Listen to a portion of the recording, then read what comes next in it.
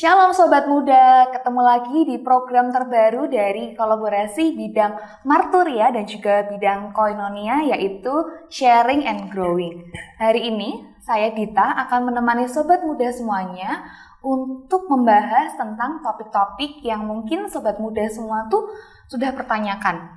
Hari ini temanya spesial banget, didatangkan jauh-jauh juga tamu kita hari ini, yaitu Bapak Pendeta Joko Mahendro. Selamat datang Bapak. Terima kasih Mbak Dita, senang sekali jumpa kembali pada tahun yang baru ini. Betul. 1 tahun nggak ketemu ya? Kayaknya lebih dari itu ya Pak ya. Pokoknya saya senang sekali hari ini kita mau sama-sama bahas tema yang mungkin Sobat Muda semua ini tertarik Pak. Yaitu tema yang berjudul percintaan beda agama. Wah, itu kalau di kehidupan saya dan mungkin teman-teman dan pergaulan saya ini sering terjadi.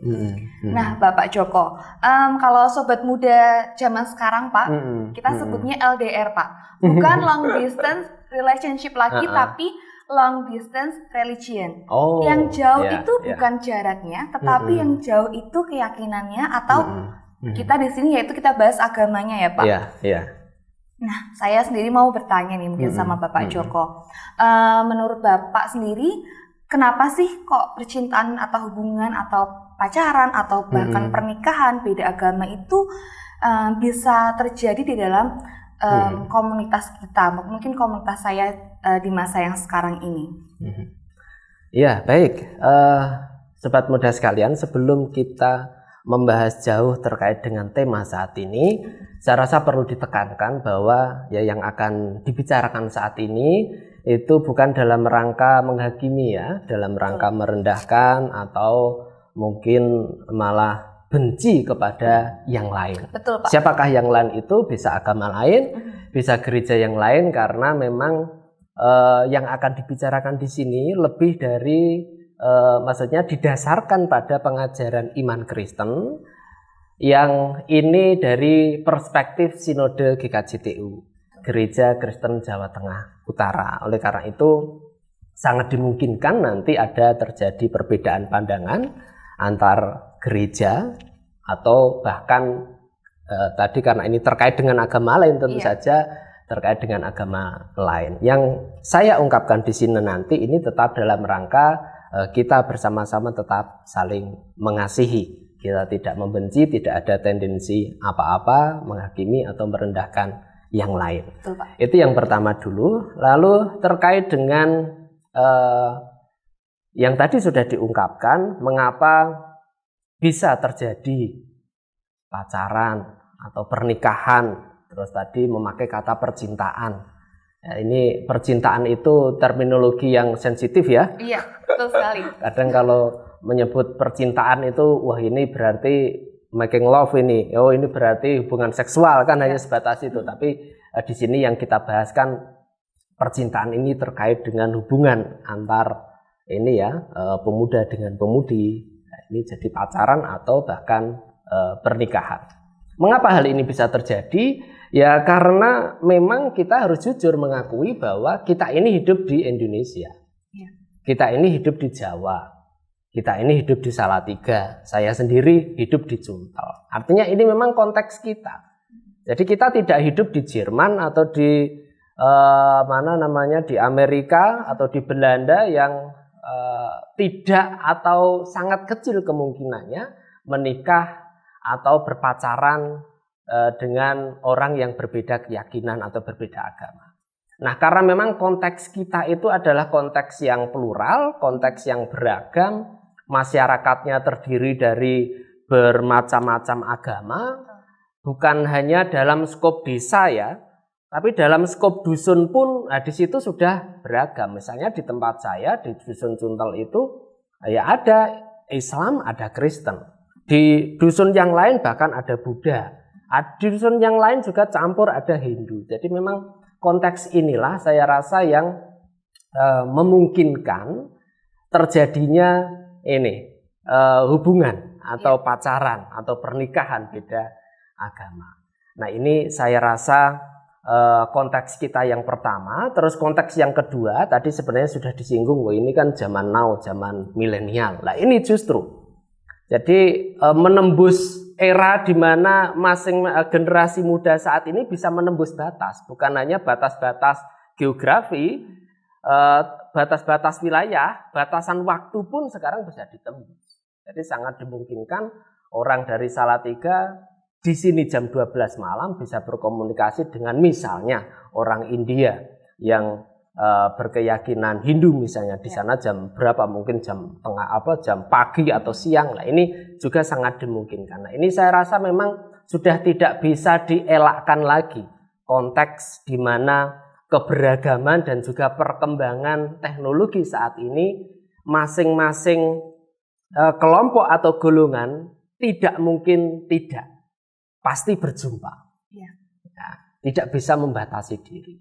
Ini saya rasa yang memungkinkan hal itu terjadi untuk kita. Iya Pak, mungkin saya setuju untuk poin ini. Ataupun juga untuk sobat muda, mungkin lifestyle atau gaya hidup mungkin juga bisa menjadi salah satu penyebab kenapa sih kok hubungan atau berpacaran atau pernikahan beda agama ini bisa terjadi. Seperti itu kalau dari sudut pandang saya ya Pak.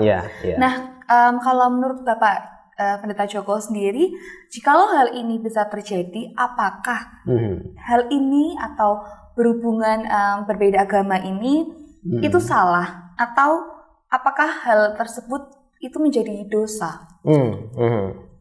Ya, ini pertanyaan yang sangat menarik dan ini juga merupakan pertanyaan yang sensitif sebenarnya.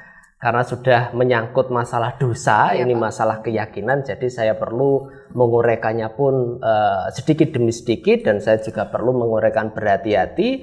Dan sekali lagi dasar yang akan saya uraikan tentu saja didasarkan pada kitab suci. Terus kemudian di GKJTU ini sudah ada anggaran rumah tangga, atau kami menyebutnya itu tata dasar tata laksana. Ada bahan katekisasi pranikah, di sana juga ada terkait pembahasan tentang pernikahan beda agama, dan juga ada pelengkap katekismus Heidelberg, ini yang menjadi suplemen atau tambahan pengajaran di GKJT. Nah, ini saya dasarkan di sana. Sebelum menjawab apakah ini dosa ataukah tidak, mari kita coba bersama-sama memahami dengan terbuka dinamika yang ada di dalam kitab suci. Bagaimana relasi atau hubungan antara umat Allah atau umat pilihan Allah itu dikaitkan dengan umat lain atau orang lain yang menurut pandangan kitab suci pada waktu itu tidak menjadi golongan umat Allah. Bagaimana itu? Nah, ternyata di dalam kitab suci kita juga beragam. Ya, kita sudah bisa memahami paling tidak ada dua garis besarnya. Yang pertama adalah terbuka atau inklusif, dan yang kedua adalah tertutup atau eksklusif. Jadi ada dua ini paling tidak yang kita pahami. Dinamika yang pertama adalah yang terbuka. Kita bisa belajar dari mana atau menemukan ini di kisah apa? Di kisah Abraham misalnya. Setelah dipilih oleh Allah kemudian meninggalkan tanah kelahirannya, di suatu tempat diberkati oleh Melkisedek. Siapa Melkisedek itu? Ya, tidak ada yang tahu apakah dia dipilih oleh Allah. Ya, kitab suci kita tidak mengatakan apa-apa. Artinya memang Melkisedek ini masih misteri. Ya, masih misteri siapakah dia. Ini yang pertama. Yang kedua, kita juga bisa belajar dari kisah Rut. Ya, kisah Rut, istri dari Mahlon, anak dari Naomi dan juga Elimelek. Ini kalau belajar sedikit di dalam kitab suci, ini kan sekitar abad ke-11 sebelum Masehi. Rut ini adalah orang Moab, tetapi diperistri oleh Mahlon, orang Israel. Nah, ini juga dimungkinkan pada waktu itu terjadi. Ya, bahkan bukankah dari Rut ini yang kemudian menjadi cikal bakal dari keturunan Daud. Daud itu raja yang paling diidolakan, dalam arti raja yang dianggap paling besar di Israel, justru leluhurnya perempuan dari Moab. Nah, ini kan sesuatu yang membuka pikiran kita, ternyata ada kisah terbuka terkait dengan orang lain. Yang berikutnya, ini juga ada surat Yeremia kepada orang-orang buangan. Jadi ini sudah masuk dalam abad yang keempat sebelum Masehi. Bagaimana bangsa Israel setelah masuk dalam pembuangan, di Yeremia 29 ayat yang ke-6 di situ ditulis begini. Ambillah istri untuk memperanakkan laki-laki dan perempuan. Ambilkanlah istri bagi anakmu laki-laki dan carikanlah suami bagi anakmu perempuan. Supaya mereka melahirkan anak laki-laki dan perempuan. Agar di sana kamu bertambah banyak dan jangan berkurang. Ini memang tidak bisa dipastikan, mencarikan istri ini eksklusif hanya dari umat Yahudi atau bangsa Israel. Memang kita tidak bisa menafsirkan itu. Ataukah ini benar-benar terbuka, ini 100% kita juga tidak memastikan. Namun demikian di ayat yang ke-7, ya ini terusannya, usahakanlah kesejahteraan kota kemana kamu aku buang dan berdoalah untuk kota itu kepada Tuhan, sebab kesejahteraannya adalah kesejahteraanmu. Ini menjadi pintu masuk untuk kita memahami bagaimana umat Allah itu di tengah-tengah pembuangan terbuka. Ya, terbuka, meski tidak bisa di 100% dipastikan ini istrinya, suaminya itu semua dari orang-orang yang ada di Babel di sana, ya kita tidak punya data yang pasti. Tetapi dengan adanya seruan ini saya rasa membuka keterbukaan bagi umat Israel yang ada di dalam pembuangan. Nah ini kan juga menjadi semakin memuncak kisahnya ini di dalam kisah Ester. Ini juga masih pada abad keempat sebelum Masehi. Ester itu siapa loh? Ester itu ratu loh yang menggantikan Wasti. Wasti itu istri dari siapa? Istri dari Ahasveros. Ahasveros itu siapa? Dia itu raja di kerajaan Persia loh. Iya kan? Kalau dia adalah raja di kerajaan Persia, apakah mungkin Ahasveros ini adalah orang Yahudi? Kan tidak mungkin.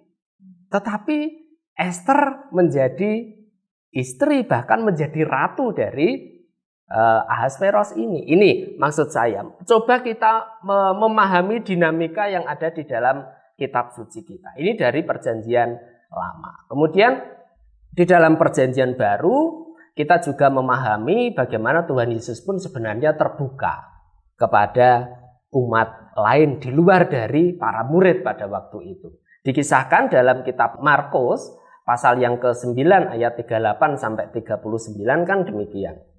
Kata Yohanes kepada Yesus, "Guru, kami lihat seorang yang bukan pengikut kita mengusir setan demi namamu. Lalu kami cegah orang itu karena ia bukan pengikut kita."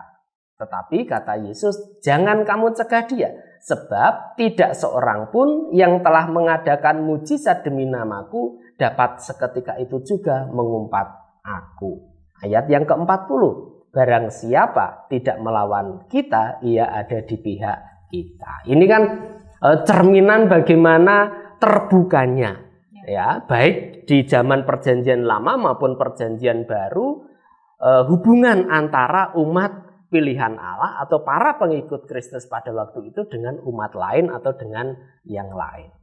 Ini sekali lagi dinamika pertama yang kita pahami. Tetapi kitab suci kita isinya tidak hanya itu saja. Masuk dalam jenjang pernikahan, ini campuran berbeda agama. Itu salah atau tidak? Itu dosa ataukah tidak?